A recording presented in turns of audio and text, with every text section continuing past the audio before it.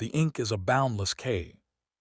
On Valentine's Day, Nyah Corinne Vale signed her own death warrant, not with a scream, but with the silent stroke of a gold-plated pen. 3 years of loyalty, secret devotion, and living in the shadows dissolved in seconds as her husband, the calculating head of the most powerful Korean syndicate, slid divorce papers across the desk without a single word of comfort. No explanation, no goodbye, just the cold, clinical end of the only life she knew. While red roses and heart-shaped lights mocked her from the windows of their high-rise study, Nyah's world shattered. But she didn't know that this wasn't an ending. It was a trap. Han Dae-Ryul hadn't just discarded his wife. He had just turned her into a ghost to hide her from a war she didn't know was coming. He thought he was protecting her. He didn't realize he'd just made the biggest mistake of his life. He'd underestimated the woman he loved. Before we begin, please hit that like button and comment with your city so I can see how far this story travels. Now, let's dive in. The study smelled of expensive leather and fresh-cut roses, a cruel mockery of romance in a room that felt like a freezer. Nyah Corinne Vale stood by the floor-to-ceiling windows, her navy business suit perfectly tailored, her reflection looking like a stranger against the backdrop of the Seoul skyline. Outside, the city was a sea of red and pink, couples walking hand in hand through the snow, celebrating a love she had spent 3 years hiding. Inside, the only sound was the crackle of the fireplace and the rhythmic tapping of a pen against a mahogany desk. "The arrangements for the evening are finalized, Mr. Han," a voice spoke from the shadows. Kim, Dae-Ryul's most trusted advisor, stood by the door, his eyes never meeting Nyah. Nyah didn't turn around. She didn't have to. She could feel the heavy, oppressive presence of the man standing behind her. Han Dae-Ryul was a predator who moved with the stillness of a statue, a man whose very name made the street markets of Gangnam go silent. To the world, he was a billionaire mogul. To the underworld, he was the architect of the Seven Stars Circle. And to Nyah, he was the man she had married in a secret ceremony 3 years ago, a merger of hearts that he was now treating like a bad business deal. "Is the study ready?" Dae-Ryul's voice was like gravel over silk. "Everything is prepared," Nyah said, finally turning. Her voice was steady, a mask of professional grace she'd perfected while living as the secret Mrs. Han. "The macallan is poured. The documents are waiting." Dae-Ryul stepped into the light, his gray suit immaculate, the faint line of a tattoo peeking from beneath his crisp white collar. He didn't look at the roses she had spent all morning arranging. He didn't look at the small gift she had hidden in her desk drawer. He only looked at the white pages sitting on the blotter. "Sign them, Nyah," he said, his expression unreadable. "It's time to close this chapter." Nyah felt a chill that had nothing to do with the winter air outside. She had expected a celebration, perhaps even a public acknowledgement of their marriage. Instead, she was being handed a pen. She looked at him, searching for a flicker of the man who had whispered her name in the dark, but she found only the boss. Slowly, her hand trembling just enough to be visible, Nyah reached for the pen. She believed she was signing for her freedom. She had no idea she was signing herself into a war. The silence following the scratch of the pen was louder than any gunshot Nyah had ever heard in the back alleys of Seoul. She stood up, her legs feeling like hollow glass, and didn't wait for Han Dae-Ryul to speak again. He remained standing by the desk, a silent, gray-suited predator watching his prey walk away, his hands shoved deep into his pockets with a cold, terrifying satisfaction. Nyah didn't look back. If she had, she might have seen the slight tension in his jaw that betrayed the trap he had just sprung, the lie that this divorce was for his benefit, rather than a desperate move to erase her from the target list of the Seven Stars Circle. She moved through the penthouse with a haunting efficiency. The luxurious rooms, lined with leather-bound books and gold accents, felt like a museum she no longer had a ticket to visit. In the master suite, she bypassed the racks of designer silk and custom-made furs Dae-Ryul had bought to dress his secret wife. Instead, she reached for a single, battered leather suitcase she'd brought from her life before him.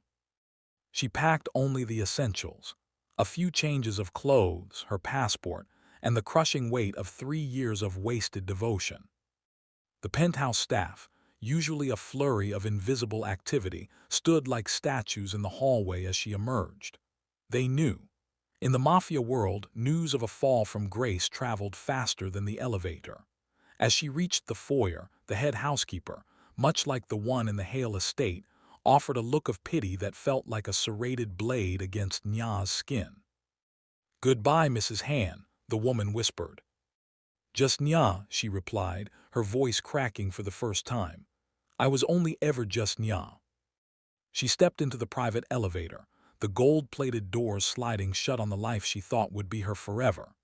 When she reached the lobby, the cold soul air hit her like a physical blow, a stark contrast to the heated, gilded cage she had just vacated.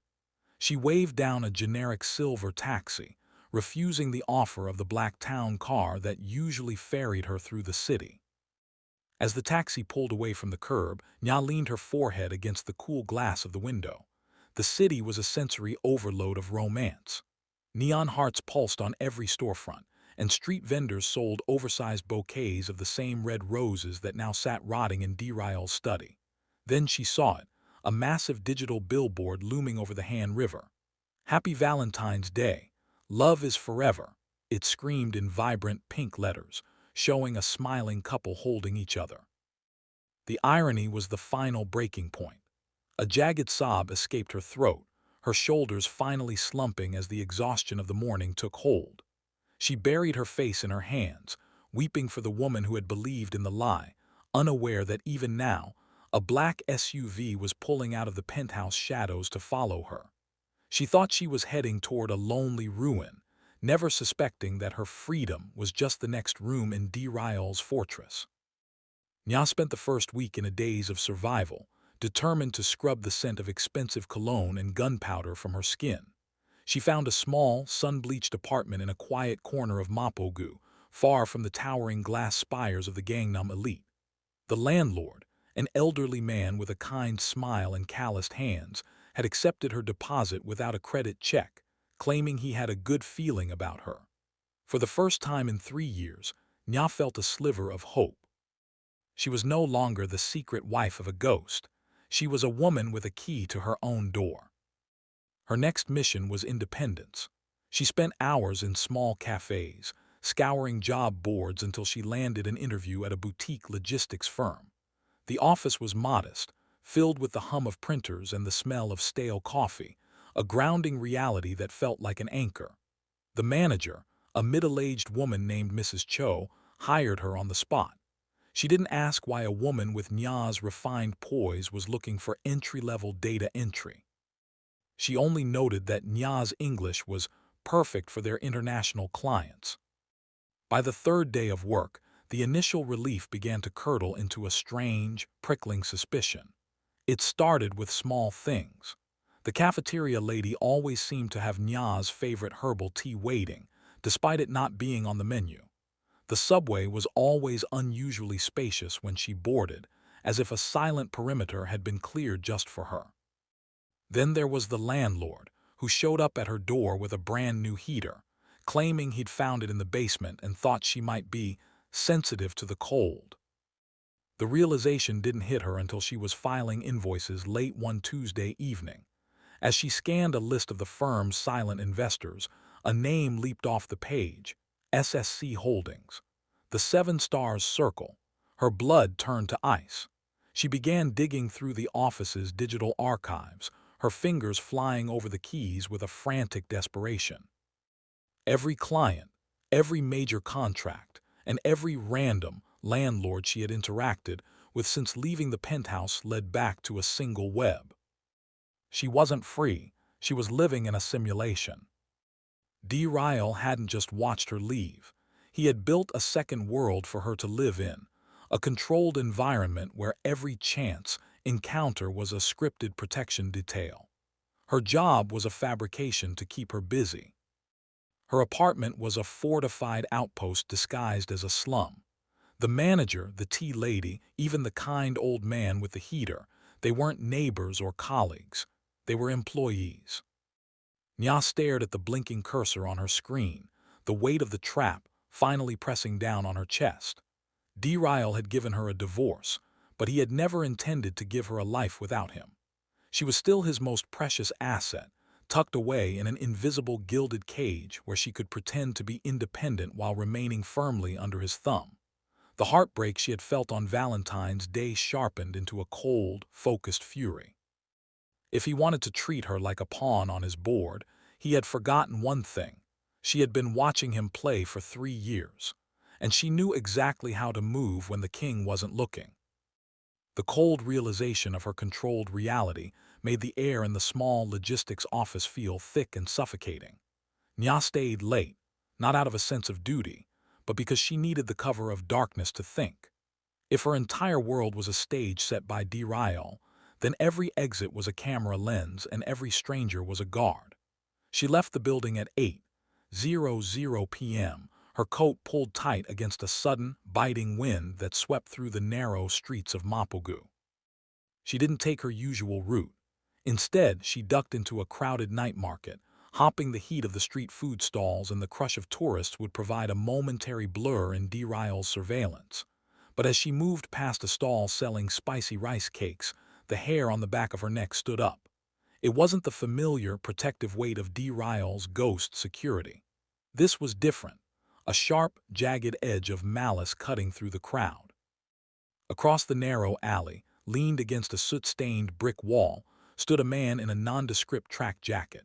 He wasn't looking at the food or his phone. He was looking directly at her with the predatory focus of a hawk. He was younger than D-Ryul's typical enforcers, with a jagged scar bisecting his eyebrow and the restless energy of a man looking for a promotion. He was a scout for the Seven Stars Circle, and he had just found the one thing D-Ryul had spent millions to hide. Nyah's heart hammered against her ribs. She turned sharply into a side street, her heels clicking a frantic rhythm against the cobblestones. Behind her, the footsteps followed, deliberate, heavy, and closing the gap. She was being hunted in the very safe zone D-Ryul had built for her. Miles away, in a darkened command center beneath the Han penthouse, Han D-Ryul sat before a wall of monitors. His eyes were fixed on a grainy, thermal feed of the alleyway. His knuckles were white as he gripped the edge of his desk. On the screen, the red silhouette of the hitman was inches away from Nyah's fleeing form. "Boss," Kim whispered from the shadows, his hand hovering over a radio. "The Circle Scout has localized her. If we intervene now, we blow the entire cover. The Circle will know the divorce was a lie, and the federal task force will have the proof of continued association. They need to freeze your assets." D-Ryul didn't blink. He watched as the hitman reached into his jacket, pulling out a silenced piece of steel. This was the test of his trap. To save her life was to lose his empire. To remain silent was to watch the only woman he ever loved bleed out in a gutter. Nyah reached a dead end, her back hitting a cold metal gate. The hitman stepped into the dim light of a flickering street lamp, a cruel smile twisting his scarred face. He raised the weapon, the metal glinting. Nyah closed her eyes, not out of fear, but out of a sudden, searing anger at the man who had put her here. "Do it," D-Ryul hissed into his comms, his voice a low, lethal growl that shook the room. "Burn the cover, kill him." Before the hitman could pull the trigger, a black sedan roared around the corner, mounting the curb with a screech of tires. The invisible cage was gone. The predator had finally shown his teeth, and as the hitman disappeared into a cloud of smoke and gunfire, Nyah realized the divorce hadn't just ended, the war had finally begun. The echoes of gunfire still rang in Nyah's ears as she sat on the edge of her bed, the adrenaline of the narrow escape replaced by a cold, calculating clarity. D-Ryul had broken the seal of his own silence to save her, and in doing so, he had confirmed her greatest fear. She was still the center of his orbit, but if she was to be a target in his war, she refused to be an unarmed one. Her eyes drifted to the heavy manila envelope she had shoved into the back of her closet. The divorce settlement.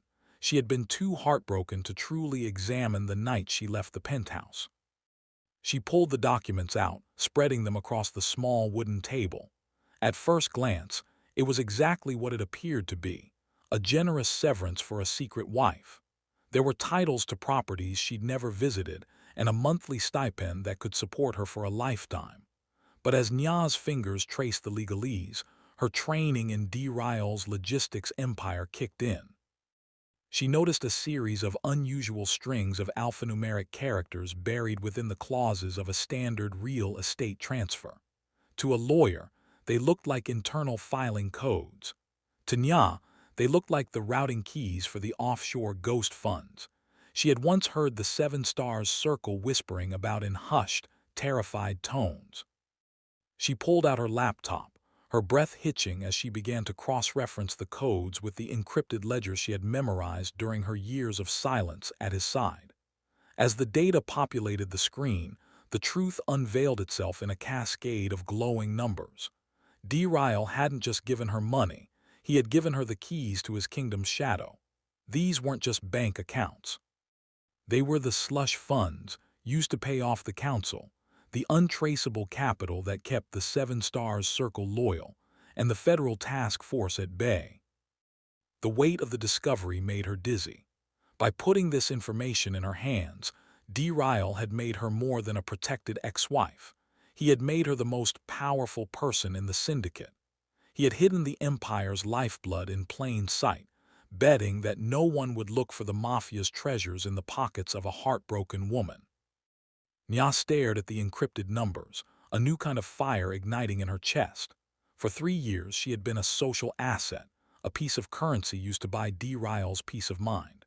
But looking at the digital leverage now glowing in her dark apartment, she realized the trap worked both ways. Dae-Ryul thought he had tucked her away in a safe, silent cage. He didn't realize he had handed the bird the combination to the vault. She wasn't just a secret anymore. She was the holder of the ledger. And if the Korean Mafia boss wanted to keep playing games with her life, she was finally ready to raise the stakes. Han Dae-Ryul sat in the absolute darkness of his penthouse study, the only light emanating from the wall of monitors that had become his altar of penance. The room was cold. He had forbidden the staff from lighting the fireplace since the day Nyah left, as if the physical chill could match the hollow ache in his chest. He didn't move, his posture as rigid as a tombstone, his hands curled into tight fists atop the mahogany desk where the divorce papers had once rested. His eyes, bloodshot from nights of fractured sleep, were fixed on a single screen, a grainy, high-angle feed of a small apartment in Mapogu. He watched her through the digital veil, his heart thudding a slow, painful rhythm. On the screen, Nyah was hunched over a laptop, her brow furrowed in that specific way she did when she was solving a complex puzzle. He saw her reach for a cup of tea, her fingers brushing against the rim, and for a fleeting second, he could almost feel the warmth of her skin against his own. The longing was a physical weight, a crushing pressure that made every breath feel like a labor of glass. He wanted to reach through the glass, to pull her back into the safety of his arms, to tell her that the divorce was a lie born of a desperate need to keep her breathing. But he remained motionless. He couldn't call her. To hear her voice would be to break the fragile wall he had built to protect her life. If he reached out, his enemies would see the tether, and the ghost he had created would become a target once more. He had to be the villain in her story so she could remain a survivor in his. He watched her rub her eyes, a gesture of exhaustion that made him want to burn the world down for tiring her, yet he stayed in his silent vigil. "Sir," Kim's voice crackled through the intercom, hesitant and low. "The Seven Stars Council is demanding a meeting regarding the missing offshore routing codes. They are suspicious of the settlement terms." Dae-Ryul didn't blink. He watched Nyah close her laptop and lean back, staring at the ceiling of her cramped room. He knew exactly what she was thinking. He had left those codes in the papers as his final, silent gift, a shield made of gold and leverage. He was losing his mind in the silence, haunted by the memory of her scent and the way she used to hum while arranging the morning roses, but he maintained his icy exterior. He was the architect of this trap, the master of this gilded cage, and he would endure the slow rot of his own soul if it meant she lived to see another sunrise. He watched her turn off her lamp, the screen fading to a dark, infrared gray, and in the shadows of the penthouse, the most feared man in Seoul sat alone, a king guarding a treasure he had forced himself to throw away. Determined to reclaim the narrative of her own life, Nyah chose a Friday evening to step out of the shadow of her mourning. She dressed with a deliberate, sharp elegance, a slim-fitting emerald dress that felt like a declaration of war against the navy suits of her past. Her date was David, a soft-spoken architect she had met at a local bookstore. He was everything Dae-Ryul was not: transparent, uncomplicated, and entirely unaware of the lethal currents swirling beneath the surface of the city. As they sat in a dimly lit bistro in Hongdae, the clatter of silverware and the hum of jazz offered a thin veil of normalcy. Nyah smiled, laughing at David's jokes, but her eyes kept drifting toward the window, searching for the ghosts she knew were watching. Miles away, the atmosphere in the penthouse was suffocatingly volatile. Dae-Ryul leaned closer to the monitor, his eyes fixed on the feed from a hidden camera tucked behind a wine rack in the bistro. Every time David reached across the table to touch Nyah's hand, Dae-Ryul's grip on his glass tightened until the crystal groaned. His jealousy wasn't just a personal ache, it was a territorial roar that threatened to shatter his cold logic. He watched as David leaned in, whispering something that made Nyah's eyes light up, and the sight of her radiance being directed at another man felt like a physical violation of his order. "Boss," Kim warned, his voice tight with alarm as he monitored the tactical comms. "Team 2 is moving in. They've flagged the target as a potential security breach. They're preparing to intercept him in the parking garage." Dae-Ryul didn't answer immediately.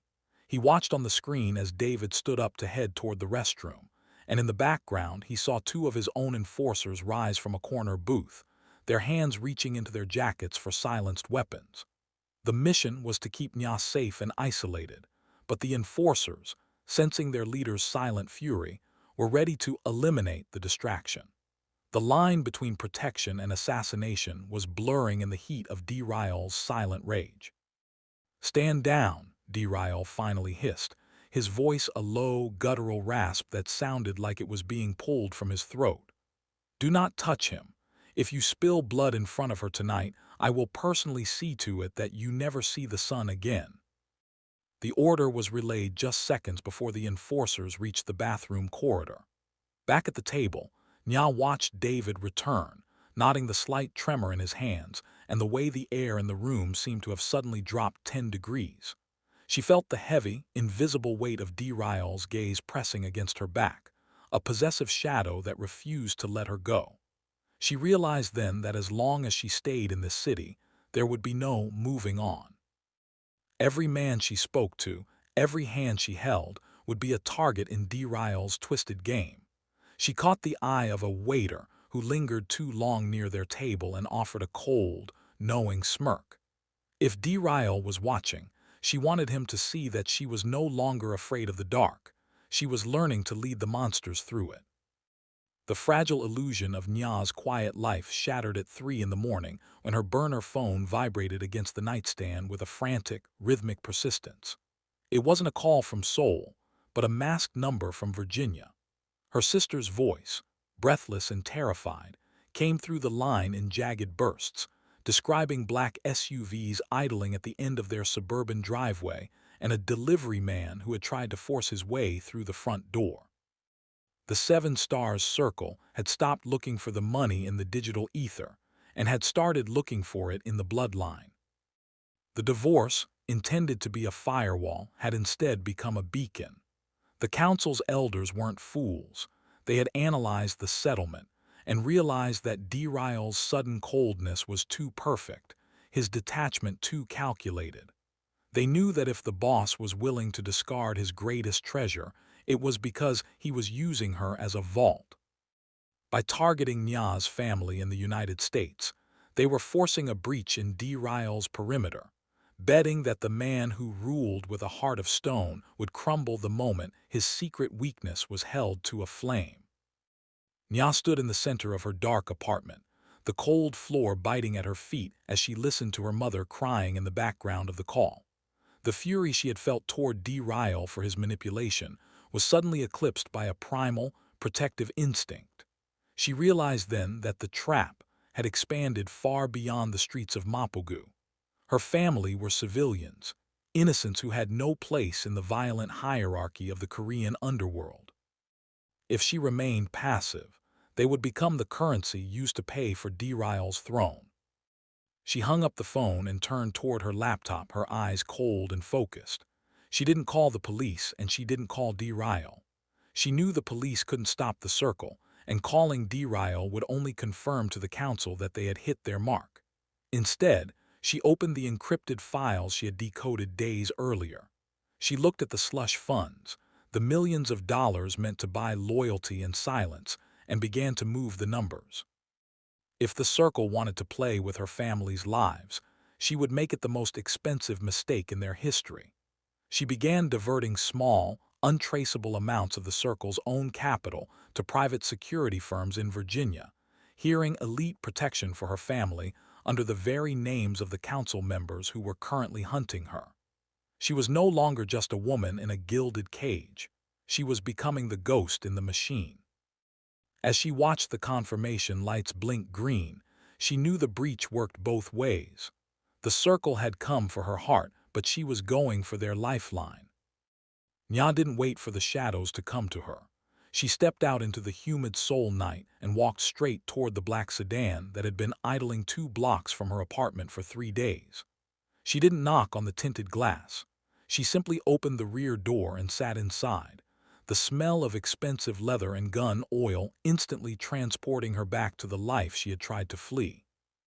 In the driver's seat sat Kim, Dae-Ryul's lead enforcer and most trusted shadow, his hands resting perfectly at 10 and 2, his expression a mask of stone.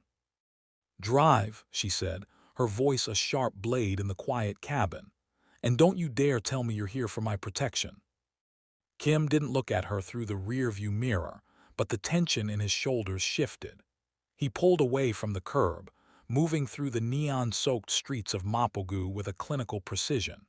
For several minutes, the only sound was the hum of the electric engine and the distant sirens of the city. "The boss instructed me to ensure your transition was seamless," Kim finally stated, his voice devoid of emotion. "Seamless?" Nyah let out a hollow, bitter laugh. "The apartment, the job, the landlord who just happened to have a heater. It was all a set, wasn't it? I haven't made a single choice of my own since I signed those papers."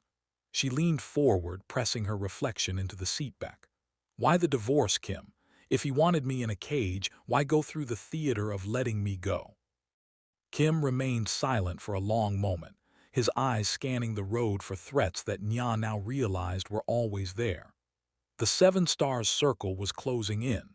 They saw you as his only non-negotiable weakness. If you stayed at the penthouse, you were a target for assassination. If he discarded you, you became an asset they had to observe instead of kill. Nyah's breath hitched.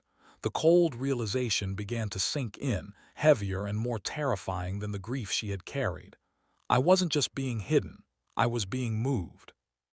"The boss didn't just want to save you, Nyah," Kim said, his voice dropping to a low, weary tone. "He wanted to see who would follow you, every hitman we've intercepted. Every scout from the rival factions. They only revealed themselves because they thought you were vulnerable. You weren't just a secret. You were the bait." The betrayal felt more visceral than the divorce itself. Dae-Ryul hadn't set her free. He had simply widened the perimeter of her prison so he could use her as a lure to flush out his enemies. She had been weeping over a broken heart while he had been counting the bodies she attracted.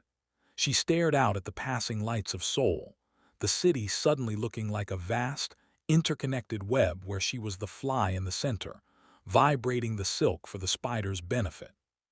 She wasn't a woman starting over. She was a live wire in a war of succession. "Tell him," Nyah whispered, her eyes turning into cold flint as she looked at Kim's reflection, "that the bait has stopped waiting for the fishermen. If I'm the one drawing the fire, then I'm the one who decides where to burn."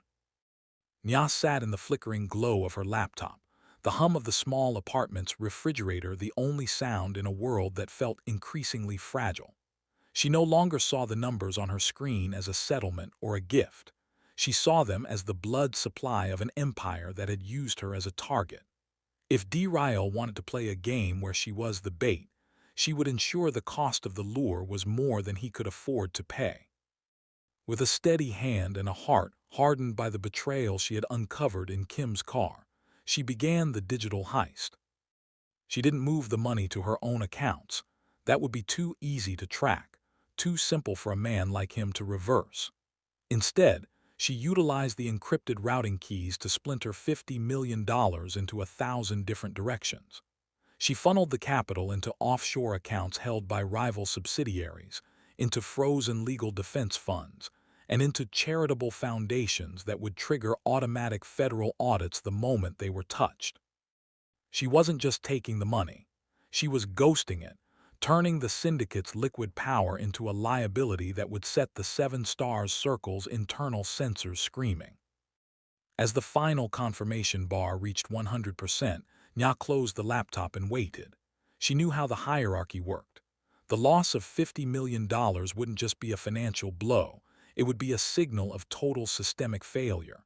It was the one thing that would strip away Dae-Ryul's ability to lead from the shadows. To the council, it would look like the boss had lost control of his own house. To Dae-Ryul, it would be a flare shot directly into his dark sky. Less than 20 minutes later, the quiet of the street outside was shattered. There was no subtle idling this time, no ghost security detail blending into the background. 3 black SUVs roared into the narrow alleyway, their tires screeching against the asphalt as they formed a protective, aggressive perimeter around her building. The heavy thud of boots echoed in the stairwell, moving with a frantic urgency that replaced the clinical precision of the weeks before. Nyah stood in the center of her room, her arms crossed, watching the door. When it finally swung open, it wasn't Kim who stepped through the threshold. It was Han Dae-Ryul himself. He looked as though he had been dragged through the very hell he'd built.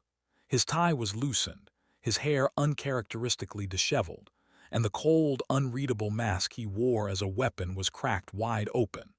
He looked at the laptop on the table, then at Nyah, his chest heaving with a mixture of fury and a terrifying, naked relief. He had come out of his fortress, exposed and vulnerable, because she had finally found the one lever long enough to move him. "You shouldn't have done that, Nyah," he rasped, his voice vibrating with the danger of a man who had just lost his last shred of control. "You shouldn't have used me as bait," she countered, her voice as calm as a frozen lake. "I told Kim the bait was finished waiting. If you want your money back, you're going to have to stop watching me through a screen and start looking me in the eye." The transition from the frantic energy of the apartment to the stifling silence of the Buckshanti house felt like stepping into another century. Outside, Seoul pulsed with neon and the roar of the SUVs, but inside the private room, the only sound was the rhythmic drip of water into a stone basin.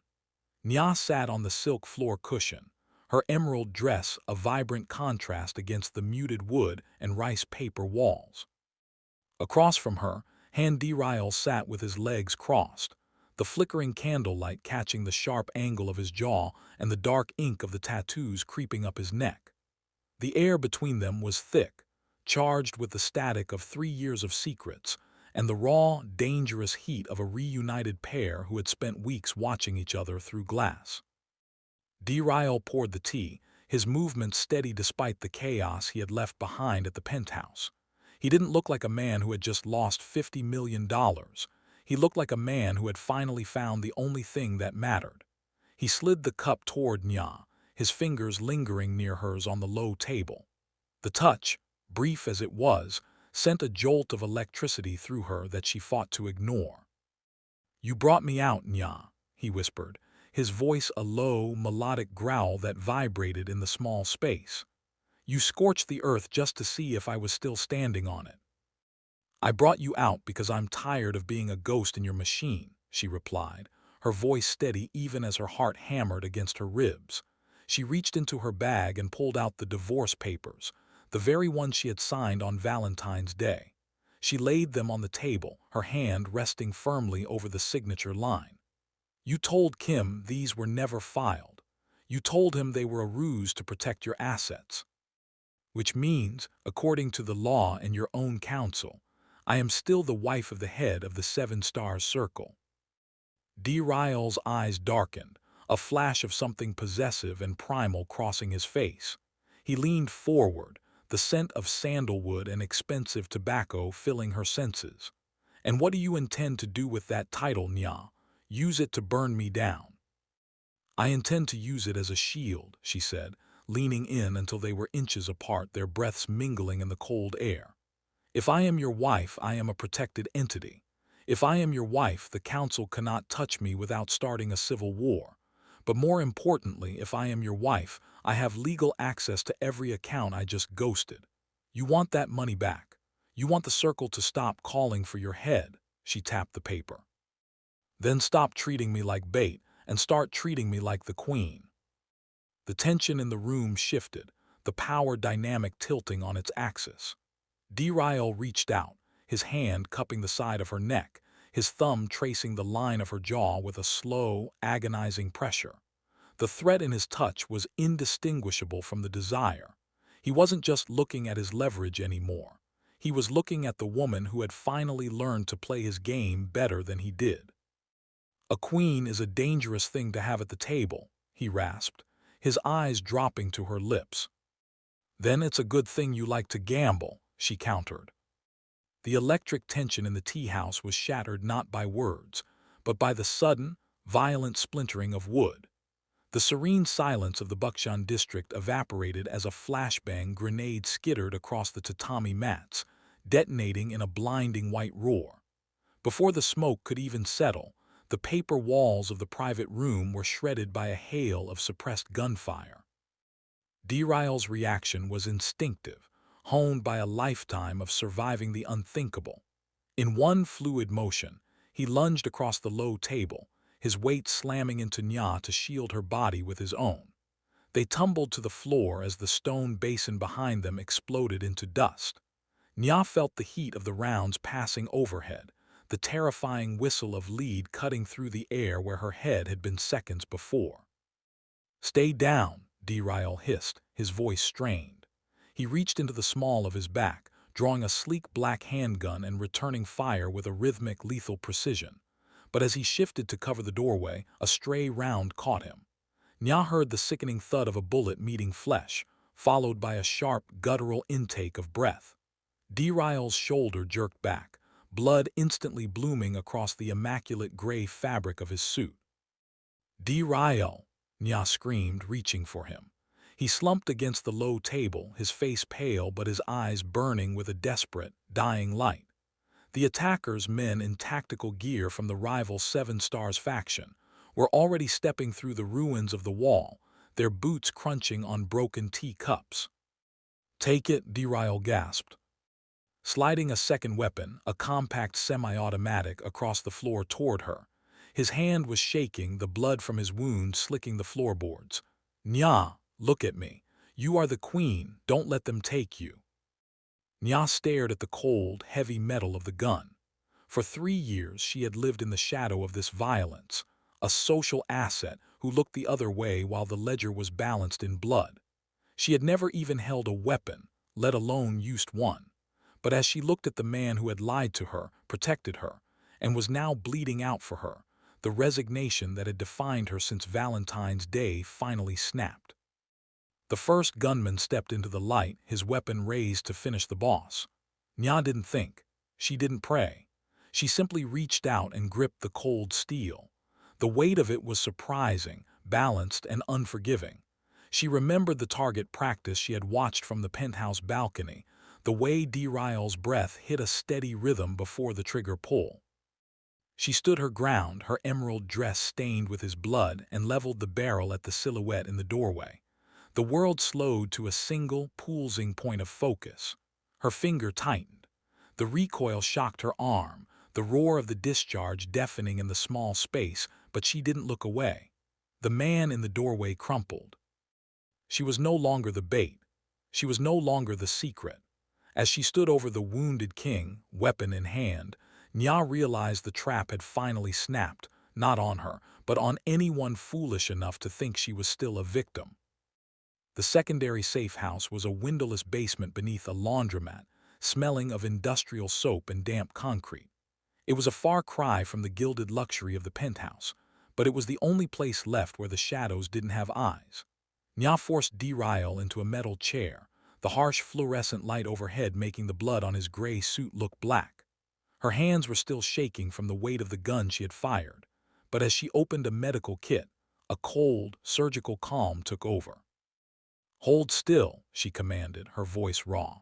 She sliced through the expensive fabric of his sleeve, revealing the jagged tear in his shoulder. The bullet had passed through, but the damage was deep. As she cleaned the wound with antiseptic, Dae-Ryul let out a low, ragged hiss, his head falling back against the wall. His usual mask of invulnerability was gone, replaced by the gray pallor of shock. Nyah threaded the needle, her movements precise. She had watched him survive a dozen betrayals, but seeing him broken like this, because he had stepped in front of a bullet meant for her, made the anger in her chest ache. "Why, Dae-Ryul?" she whispered as she took the first stitch. "Why the divorce? Why the lies? You almost let me walk into a grave thinking you hated me." Dae-Ryul looked up at her, his dark eyes clouded with pain and a terrifyingly soft vulnerability. "The council. They were moving to replace me," he rasped, his breath hitching as the needle pulled through his skin. "They said a man with a black wife was a man with a liability they couldn't control. They wanted me to cleanse my life to prove my loyalty to the circle. If I didn't let you go, they were going to execute you to send a message." He reached out with his good hand, his fingers stained with his own blood, and lightly touched the hem of her emerald dress. "The divorce papers. I never filed them, Nyah. They're sitting in a private vault at the Shinhan Bank. I needed the world to see me discard you. I needed my reputation to rot so yours could stay pure. I chose your life over my seat at the table. I thought if you hated me, you'd run far enough away that the fire wouldn't touch you." Nyah paused, the needle hovering in the air. The truth felt more devastating than the lie. He hadn't just been playing a game. He had been committing professional suicide to keep her breathing. He had let her believe her heart was shattered just so her body wouldn't be. "You're a fool," she whispered, her eyes stinging with tears she refused to let fall. "You thought I was something to be saved. You didn't realize I was the only one who could have helped you fight them."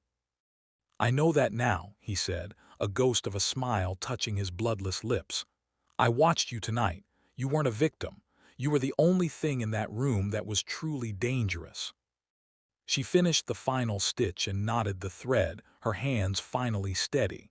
The blood on her fingers was a bond stronger than any legal document. The divorce was a fiction, but the war was real, and for the first time in 3 years, they were finally fighting it on the same side. The transition from the basement to the bright, sterile lights of the Grand Hyatt ballroom was a masterclass in psychological warfare. To the Seven Stars Council, Nyah was a woman broken, a discarded civilian who had lost her protection and her mind, wandering into the lion's den to beg for her life.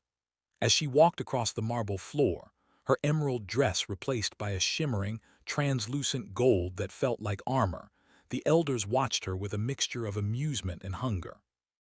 They believed they were watching the final act of a tragedy. They didn't realize they were the ones on stage. Dae-Ryul was nowhere to be seen, reportedly incapacitated by the attack at the tea house. His absence gave the traitors the confidence to step out of the shadows.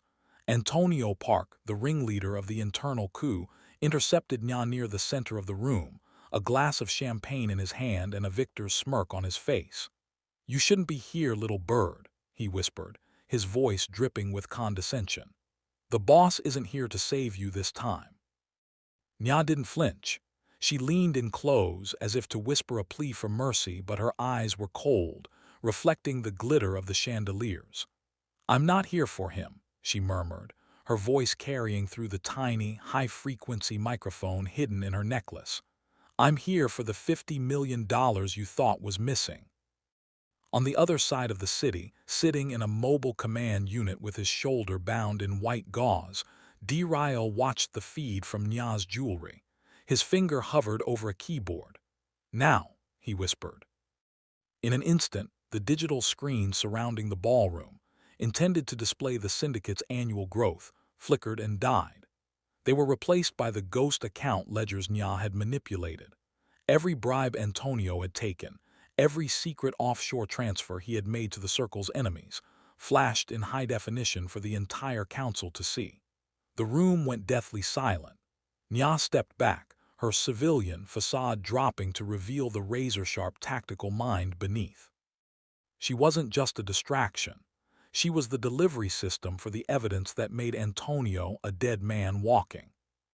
"He's a traitor to the Circle," Nyah announced, her voice ringing out with a command that silenced the room. "And as the wife of Han Dae-Ryul, I'm authorized to close his account." The doors to the ballroom burst open, but it wasn't the police who entered. It was Kim and the Loyalists, their weapons drawn and focused solely on the men Nyah had just unmasked. The public execution wasn't about bullets. It was about the total, humiliating destruction of their standing. Antonio scrambled for a weapon, but he was pinned before he could draw.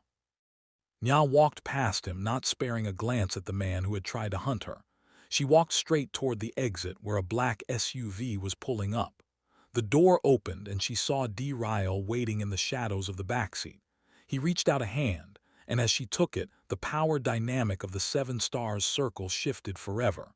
The distraction was over. The Queen had cleared the board. The penthouse was no longer a gilded cage. It had become a war room. The scent of roses was gone, replaced by the clean, sharp smell of ozone and rain as a spring storm rolled over the Han River. Inside, the mahogany desk that had once held the instrument of their separation now supported a single, heavy document. It was bound in black leather, its contents drafted not by a divorce attorney, but by a strategist who understood that in the underworld, love was only as strong as the power that protected it. Nyah stood by the floor-to-ceiling windows, her silhouette sharp against the lightning-streaked sky. She was no longer wearing the restrained suits of a woman trying to blend in.